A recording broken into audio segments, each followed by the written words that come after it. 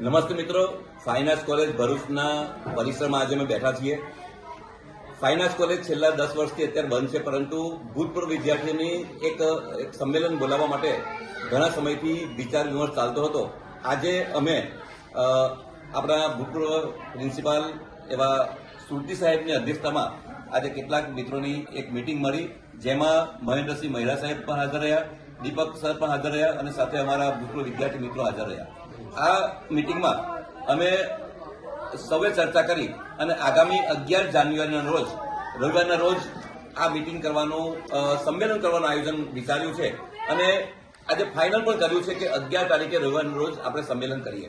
ત્યારે સૌથી પહેલા તો આપણે સૌ જ્યાં પણ છીએ ત્યાંથી આપણે આપણી જે લિંક મોકલવામાં આવશે તેમાં રજીસ્ટ્રેશન કરવા માટે ખાસ વિનંતી કરીએ છીએ. મિત્રો, ઘણા વર્ષો પછી આપણે આ એક અનેરું સંભાળનું જીવનમાં બાંધવા જઈ રહ્યા છે, ત્યારે કોઈ પણ આપણો મિત્ર આ સંમેલનમાં ન આવે એવું બને ના, તેની જવાબદારી આપણે તમામ ભૂતપૂર્વ વિદ્યાર્થીઓ છે.